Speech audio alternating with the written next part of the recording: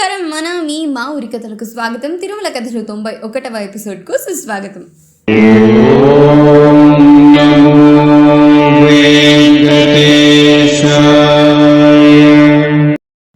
12 గంటలు ఆ భక్తజనం తిరుమల క్యూ షెడ్లోకి చేరి అప్పటికి 12 గంటలు కావస్తోంది. ఇంకా ఎంతసేపు అలా చెమటలు కారుతూ ఆ క్యూ షెడ్లలో నిరీక్షిస్తే తిరుమల శ్రీనివాసుడి దర్శనం అవుతుందో తెలీదు. ఏడుకొండలవాడ వెంకటరమణ గోవింద గోవింద అంటూ ఉండుండి ఒక్కసారిగా గోవిందనామస్మరణతో క్యూ షెడ్లు ప్రతిధ్వనిస్తున్నాయి. మళ్ళీ అంతలోని నిశ్శబ్దం.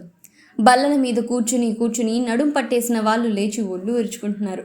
చిన్నపిల్లలు ఆకలి ఆకలి అంటూ అమ్మా నాన్నల్ని సతాయిస్తున్నారు.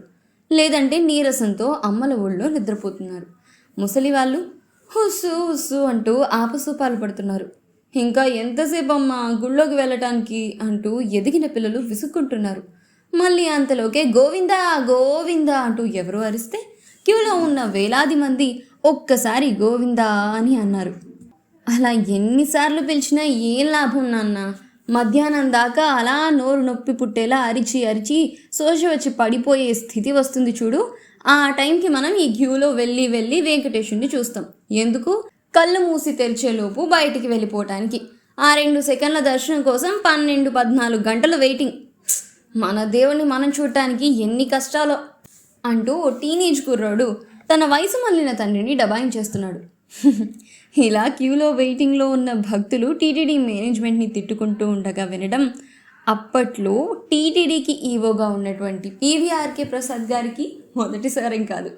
ఈవోగా ఛార్జీ తీసుకున్న కొత్తలో 2-3 సార్లు ఎవ్వరికీ తెలియకుండా క్యూ షెడ్లలో 12 గంటల నుండి 16 గంటల దాకా నిరీక్షించి దర్శనం చేసుకునే పరిస్థితిని ప్రత్యక్షంగా రుచి చూడటం జరిగింది. అప్పటికే ఆయన టీటీడీ ఎగ్జిక్యూటివ్ ఆఫీసర్గా వెళ్ళి కొన్ని నెలలు కావస్తోంది. ఆయన రొటీన్ ఇన్స్పెక్షన్లలో ఇలాంటి వాక్యాలు అనేక సార్లు విన్నారు. విన్న ప్రతిసారి ఆవేశం వచ్చేసేది.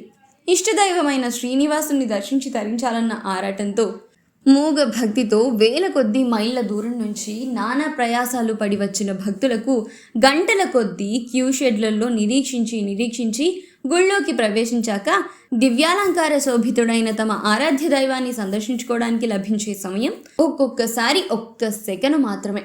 1978లో తిరుమల తిరుపతి దేవస్థానాల ఎగ్జిక్యూటివ్ ఆఫీసర్గా వెళ్ళిన దగ్గర నుంచి ఆయనకొచ్చే లెటర్స్లో అధిక భాగం ఈ దర్శనం గురించే ఉండేవి.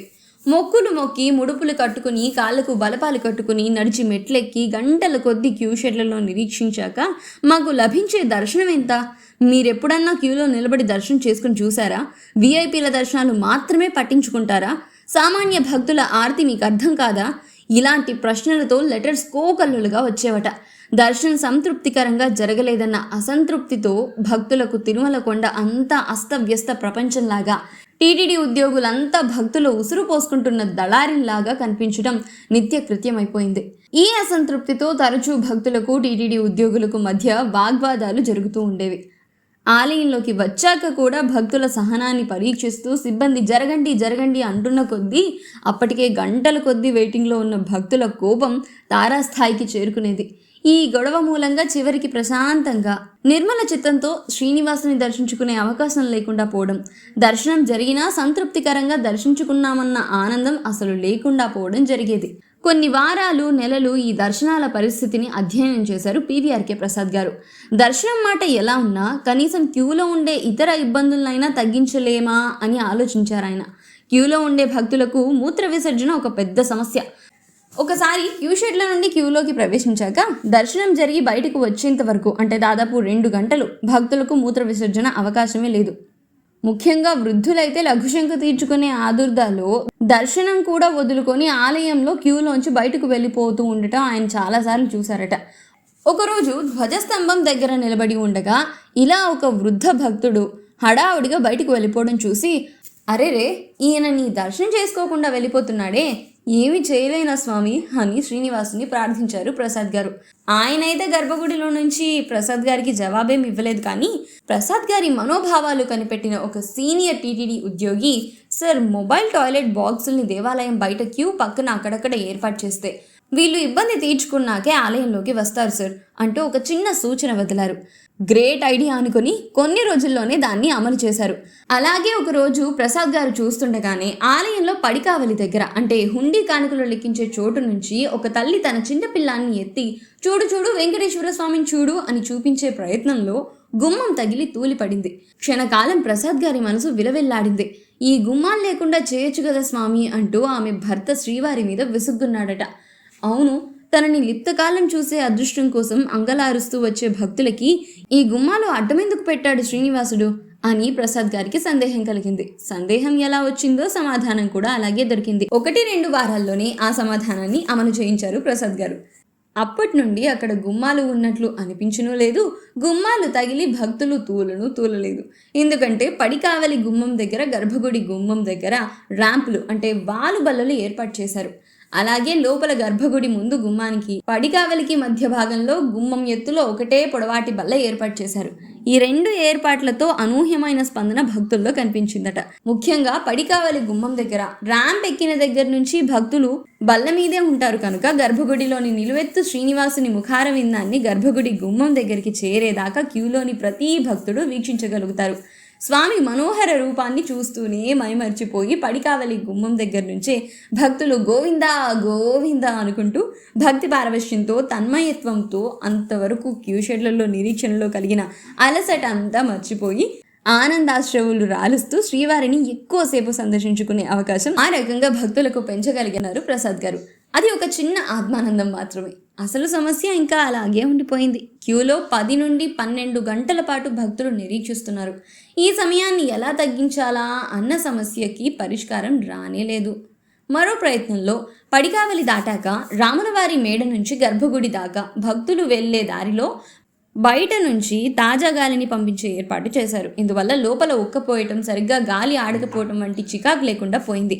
అలాగే గర్భగుడి దగ్గర క్యూలో భక్తుల్ని నడవండి అంటూ నడిపిస్తూ అంటే తోస్తూ ఉండే సిబ్బందిని ప్రతి 2-3 గంటలకు ఒకసారి మార్చే సిస్టమ్ పెట్టారు. అందువల్ల అక్కడి సిబ్బందిలో విసుగుదల భక్తుల మీద ప్రసరించే అవకాశాలు తగ్గాయి.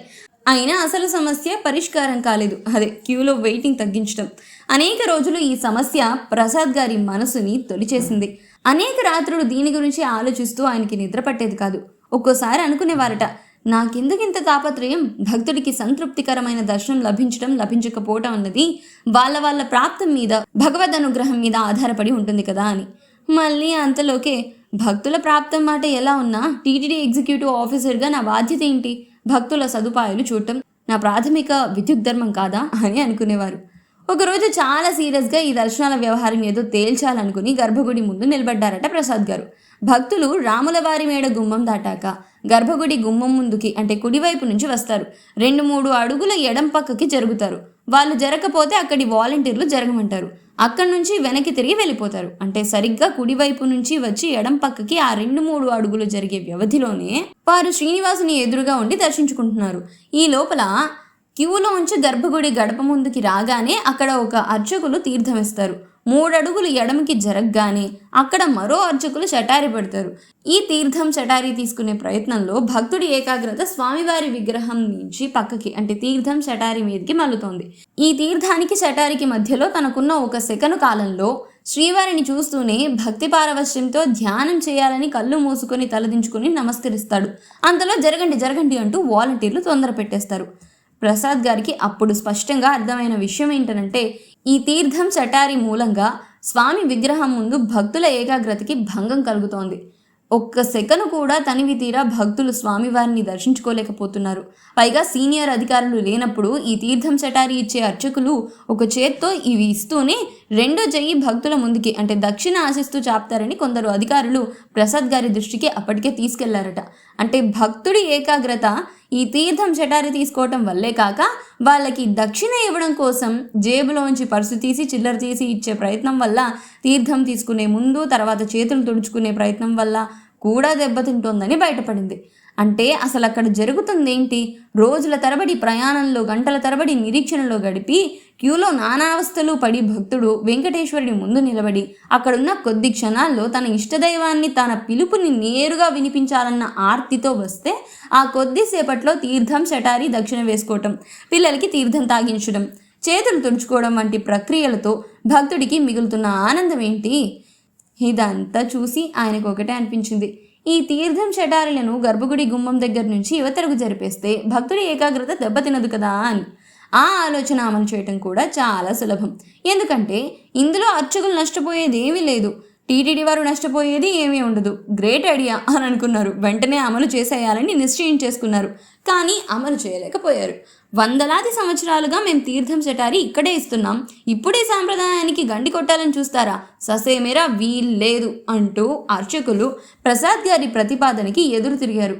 అర్చక మిరాసీదారులతో, ఆచార్య పురుషులతో, ఆస్థాన విద్వాంసులతో ఆయన జరిపిన చర్చలు ఫలప్రదం కాలేదు. తీర్థం శటారి గర్భగుడి దగ్గర నుంచి బయటకు లేదా యువతలకి తీసుకురావాలని ఆయన చేస్తున్న వాదనలో ఔచిత్యం, హేతుబద్ధత కన్నా సాంప్రదాయానికి ఎక్కువ విలువ ఇవ్వాలి అన్నట్లుగా వాళ్ళ వాదన సాగింది. వాదించి వాదించి విసిగిపోయారు ప్రసాద్ గారు. స్వామి, ఇక నా వల్ల కాదు, నీ భక్తుల కోసం ఇలా చేయాలనుకున్నాను, ఇది మంచిదనుకుంటే ఎలా చేయిస్తావో నువ్వే చేయించాలి ప్రభు అంటూ శ్రీవారికి మొరపెట్టుకున్నారు ప్రసాద్ గారు. ఏదేమైనా ఆయనకు వచ్చింది మంచి ఆలోచన, కానీ అమలు చేయలేని అసహాయత ఆయనది. ఈ రెండింటి మధ్య ఒక రాత్రంతా నలిగిపోయారు ప్రసాద్ గారు. ఆ రాత్రి మెలకువ వచ్చినప్పుడల్లా శ్రీనివాసుని తలుస్తూనే ఉన్నారట ఈ సమస్య పరిష్కారం కోసం. కానీ స్వామి పలకలేదు.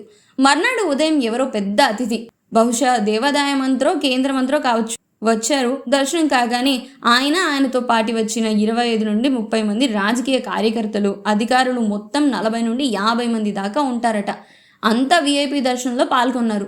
దర్శనం అయ్యాక రివాజు ప్రకారం గర్భగుడి ద్వారం దగ్గర నుంచి రాముల వారి మేడ దాకా అటు ఇటు అందరూ బారుగా నిలబడ్డారు. ముందు విఐపి, ఆయన తర్వాత ప్రసాద్ గారు, ఇలా వరుసగా అందరికీ అర్చకులు తీర్థం శటారి హారతి ఇచ్చుకుంటూ వెళ్తున్నారు. ప్రసాద్ గారు చాలా అన్యమనస్కంగా ఉన్నారు. ఒక మంచి పని అనుకున్నది చేయలేకపోతున్నానే స్వామి అంటూ. అంతలో వారి లైన్ చివర, అంటే రాముల వారి మేడ దగ్గర నుంచి విఐపి తాలూకా అధికారి ఎవరో అర్చకుల్ని పిలుస్తున్నారు.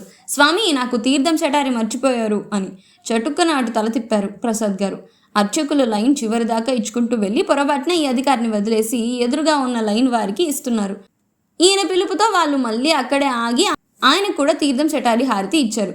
అంతే, అది చూస్తూనే ప్రసాద్ గారికి పరిష్కారం దొరికిపోయినట్టు అనిపించింది. గబగబా అక్కడికి వెళ్ళి, ఇక్కడి నుంచి మీరు ఇక్కడే నిలబడి దర్శనం చేసుకు వెళ్ళే భక్తులందరికీ తీర్థం శటారి ఇవ్వండి అంటూ నిర్దేశం చేశారు. ఈ హఠాత్ పరిణామానికి అర్చకులు నిర్ఘాంతపోయారు. ఏదో పాత వాదనే మళ్ళీ వినిపించబోయారట. ఇంకా ప్రసాద్ గారు అవకాశం ఇవ్వలేదు. ఇప్పుడు రాముల వారి మేడ గుమ్మం దాకా వచ్చి తీర్థం శటారి ఇస్తే భంగం కలిగిన సాంప్రదాయానికి రోజు ఇలాగే ఇస్తే ఏమవుతుందట? ఈ క్షణం నుంచి ఇలాగే చేయాలి అని అన్నారు. వాళ్ళేమో ఊరుకోలేదు.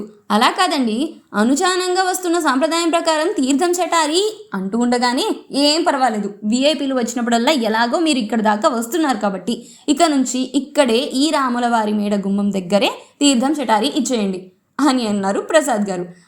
అయితే వాళ్ళు మరో పాయింట్ లేవనెత్తారట. అనాదిగా భక్తులు స్వామివారి విగ్రహం ముందు దర్శనం చేసుకుంటూ తీర్థం శటారి తీసుకోవడానికి అలవాటు పడి ఉన్నారు. ఇప్పుడు మనం ఆ పద్ధతి మారిస్తే వాళ్ళ మనోభావాలు దెబ్బతినే ప్రమాదం అని.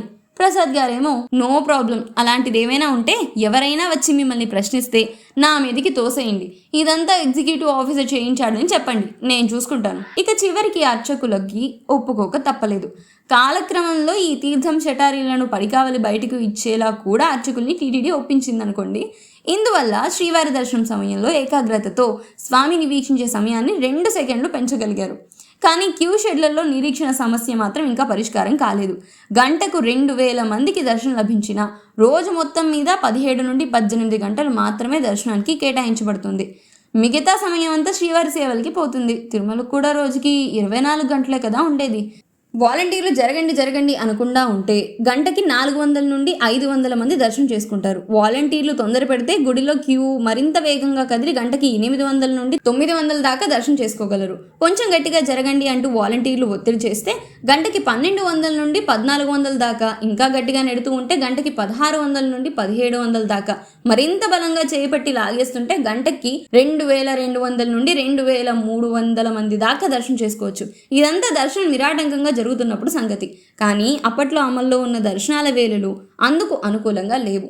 తెల్లవారుజామున సుప్రభాతం తర్వాత ధర్మదర్శనం ఉంటుంది. 1 గంట దాకా తోమాల సేవ కోసం దర్శనం ఆపిస్తారు. తోమాల సేవ అయ్యాక మళ్ళీ దర్శనం మొదలు. మరో గంట కాగానే మళ్ళీ అర్చక సేవ. అదయ్యాక నైవేద్యానికి మొదటి గంట. ఆ తర్వాత వారంలో ఆ రోజును బట్టి ఏదన్నా ప్రత్యేక ఆర్జిత సేవ, అంటే తిరుపావడ, సహస్ర కలశాభిషేకం, అభిషేకం వగైరా. ఉంటే అదయ్యాక అప్పుడు మళ్ళీ దర్శనం కొనసాగింపు. మొత్తం మీద నిరాటంకంగా కొన్ని గంటల పాటు స్వామివారి ధర్మదర్శనం మొదలయ్యేది ఉదయం 10 గంటల తర్వాతే. క్యూ షెడ్లలోకి భక్తుల్ని వదిలేది రాత్రి 12 గంటలకే అయినా సుప్రభాతానంతరం తొలి దర్శనం 3 గంటల 30 నిమిషాలకి మొదలవుతుంది. 12 గంటలకి క్యూ షెడ్లలో ప్రవేశించడం కోసం మరో 3 గంటల ముందే షెడ్లకి బయట యాత్రికులు నిరీక్షిస్తూ ఉంటారు. ఆ రకంగా వాళ్ళు సుప్రభాతానంతర దర్శనానికి వెళ్ళేసరికి 6 గంటల నిరీక్షణ అవసరమవుతుంది. తోమాల సేవ మొదలయ్యే లోపల ఒక షెడ్డు వరకు భక్తుల్ని దర్శనానికి వదులుతారు. అంటే ఒక 500 మంది వెళ్తారు. తోమాల సేవ తరువాత రెండో షెడ్డు వదులుతారు. అంటే వాళ్ళొక 500 మంది. అప్పుడు మళ్ళీ ఆర్జిత సేవ అడ్డం వస్తుంది. అర్చన తర్వాత దర్శనం మళ్ళీ 6 గంటలకి మొదలు. వీటి మధ్య శుద్ధి, కొలువు, అలంకరణ లాంటి ఇతర సేవలు అంటే తెల్లవారుజామున 3 గంటల 30 నిమిషాల నుంచి 7 గంటల 30 నిమిషాల వరకు మహా అయితే ఓ 1500 మంది దర్శనం చేసుకుంటారు. ఆ తర్వాత నైవేద్యం గంట, ఆనక పడికావలిలో తిరుప్పావడ లాంటి ఆర్జిత సేవ. ఇలా 10 గంటల్లోపు అంతరాయం లేకుండా దర్శనం జరగటం అనేది అసంభవం. అంటే రాత్రి 9 నుండి 10 గంటలకి క్యూ షెడ్ల దగ్గరికి వెళ్తే 10 నుండి 12 గంటల తర్వాత దర్శనం చేసుకోవచ్చు. ఇలా పరిశీలన చేస్తున్న కొద్దీ ప్రసాద్ గారికి అర్థమైంది ఏంటనంటే ధర్మదర్శనం ఎంత విరివిగా నిరాటంకంగా జరపగలిగితే అంత ఎక్కువ మందిని అంటే ఆ రోజు రద్దీని బట్టి గంటకి 1000 నుంచి 2000 దాకా గర్భగుడిలోకి పంపగలుగుతారు. సమస్య అర్థమైపోయింది ప్రసాద్ గారికి. కానీ పరిష్కారం? స్వామి నీవే శరణం అంటూ ప్రార్థించారు. అలాంటి రోజుల్లో ఒకరోజు ఒక భక్తుడు ప్రసాద్ గారికి ఝాడిస్తూ లెటర్ రాశారట. అయ్యా, నేను రాత్రి 9 గంటలకి క్యూ షెడ్లకి వెళ్తే 12 గంటలకు 4వ షెడ్లోకి పంపారు. తెల్లవారుజామున 3 గంటలకి మొదటి షెడ్ దర్శనం అన్నారు. కానీ మా దాకా వచ్చేసరికి ఉదయం 10 గంటలకి కానీ దర్శనం కాలేదు. ఎందుకని? ఈ 7 గంటల పాటు మొదటి 3 షెడ్ల వాళ్ళే దర్శనం చేసుకుంటున్నారా? మీరు మీ వీఐపీల దర్శనాల కోసం మమ్మల్ని బలి చేస్తున్నారా? మీరు మీ వీఐపీ దర్శనాలు అన్నింటికీ కలిపి వేరే టైం పెట్టుకోవచ్చు కదా. మమ్మల్ని ఇలా దఫదఫాలుగా పంపించి ఎందుకు వేధిస్తున్నారు అంటూ. అలాంటి లెటర్స్ అప్పటికి చాలామందే రాశారు. కానీ ఆ లెటర్ వచ్చిన టైమింగ్ వేరు. రాసిన వారి పేరు శ్రీనివాస్. నిమిషాల్లో ప్రసాద్ గారికి ఈ సమస్య పరిష్కారం ఎలాగో అర్థమైపోయినట్టయిపోయింది. ఆ లెటర్లో ఆ భక్తుడు పేర్కొన్న వీఐపీ దర్శనాలంటే ప్రసాద్ గారికి తెలిసి ఆ సమయంలో ధర్మదర్శనానికి అడ్డం వచ్చే వల్ల శ్రీవారి సేవలే. వాటన్నింటినీ ఒక వరుస క్రమంలో ఉదయాన్నే పూర్తి చేసి ధర్మదర్శనానికి క్యూలని మధ్యలో గ్యాప్ లేకుండా వదిలేస్తే గంటకి 1000 నుంచి 2000 మందికి పైగా ముందుకు వెళ్తారు. అంటే తెల్లవారుజామున 3 గంటల 30 నిమిషాలకి మొదలుపెట్టి సుప్రభాతం, తోమాల సేవ, అర్చన వగైరా సేవల్ని 6 గంటలకల్లా పూర్తి చేస్తే 6 గంటల 30 నిమిషాల నుండి 10 గంటల లోపు 3000 మందికి పైగా ధర్మదర్శనం చేసుకుంటారు. ఈ దర్శనం సాయంత్రం 7 గంటల దాకా కొనసాగించవచ్చు. అంటే దాదాపు 13 గంటలు నిరవధిక దర్శనం వల్ల ఇంకా వేగంగా క్యూ కదులుతుంది. క్యూలో ఉన్న వాళ్ళకి క్యూ నడుస్తోందన్న సంతృప్తి కలుగుతుంది. దర్శనం చేసుకునే అవకాశం అంటే తక్కువ నిరీక్షణ కాలంలోనే ఎక్కువ మందికి కలుగుతుంది.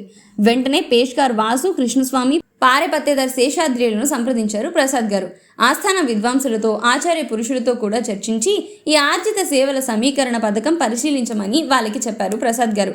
అద్భుతం ఏంటంటే కొద్ది వారాల్లోనే అంతా ఏర్పాటైపోయింది. ప్రసాదాలు తయారు చేసే పోటు మిరాశీదారుల అసంతృప్తి అంటే తెల్లవారుజామునే అన్ని ప్రసాదాలు తయారు చేయాల్సి వస్తుంది కాబట్టి మిరాశీదారుల నిరసన మినహా మిగతా ఏర్పాటు అంతా చకచక సాగిపోయిందట. టీటీడీ బోర్డు కూడా ఈ ప్రతిపాదానికి ఆమోదముద్ర వేసేసింది. ఫలితం ఏంటనంటే తెల్లవారుజామున 3 గంటల నుంచి భక్తులు క్యూ షెడ్లోకి చేరుతారు. 6 గంటలకి క్యూ షెడ్లు తెరుస్తారు. ఏకాఏకిన క్యూలో దర్శనానికి వెళ్ళిపోతారు. అలా క్యూ షెడ్లో మొదటి బ్యాచ్ 3 గంటలు నిరీక్షిస్తారు. రెండో బ్యాచ్కి నిరీక్షణ టైం తగ్గిపోతుంది. ఎందుకంటే దర్శనం క్యూ నడుస్తూనే ఉంటుంది కనుక. మూడో బ్యాచ్కి వెయిటింగ్ ఇంకా తక్కువ. 4గో బ్యాచ్కి ఇంకా తక్కువ.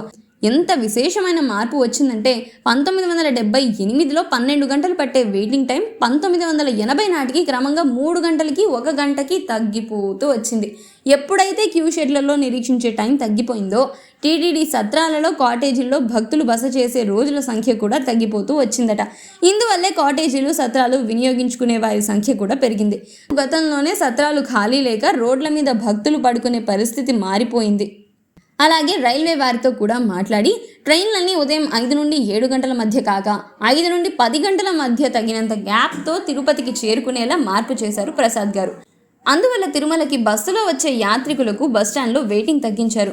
ఇదంతా అయ్యాక ఒకరోజు దర్శనానికి వచ్చిన ఆయన మిత్రుడు ఈ మార్పులన్నీ చూసి మురిసిపోయాడట. దర్శనాల విషయంలో ఎన్ని మార్పులు తీసుకొచ్చావోయ్, వాట్ అ గ్రేట్ ఐడియా అన్నాడు అబ్బురపడుతూ. నవ్వుకున్నారు ప్రసాద్ గారు. ఎవరిచ్చారు మరి ఈ ఐడియాలన్నీ? ఇంకెవరు, ఆ శ్రీనివాసుడేగా. ఇక ఇప్పటి పరిస్థితి గురించి చెప్పాలంటే ఎన్ని రకాల టోకెన్లు జారీ చేసినప్పటికీ కూడా చాలా మంది భక్తులు పాపం తెలియక ఎటువంటి టోకెన్లు లేకుండా దర్శనానికి వెళ్తున్నారు. అటువంటి వారికి రద్దీని బట్టి ఒక్కోసారి 24 గంటలు కూడా పడుతుంది. విశేష రోజుల్లో అయితే 30 నుండి 34 గంటలు పట్టినా ఆశ్చర్యం లేదు. భక్తులందరూ తిరుపతిలోనే టోకెన్లు తీసుకుని వాటి ద్వారా దర్శనానికి వెళ్తే 3 నుండి 4 గంటల్లోనే దర్శనం అయిపోతుంది. తిరుమలకి అకస్మాత్తుగా రావడం వల్ల దర్శనం విషయంలో కానీ వసతి విషయాల్లో కానీ అనేక ఇబ్బందులు ఎదుర్కోవాల్సి వస్తుంది. కాబట్టి సరైన ప్రణాళికతో తిరుమలకి రావడం మంచిది. ఏదేమైనా అప్పటికి ఇప్పటికీ పోలిస్తే టోకెన్లు, వెయిటింగ్ హాల్లో సదుపాయాల విషయంలో చాలా మార్పులు వచ్చాయనే చెప్పాలి. తిరుమల తిరుపతి దేవస్థానాలకు సంబంధించిన మరికొన్ని ఆసక్తికరమైన విశేషాలతో వచ్చే వారం మళ్ళీ మీ ముందుంటాను. అంతవరకు సెలవు మరి.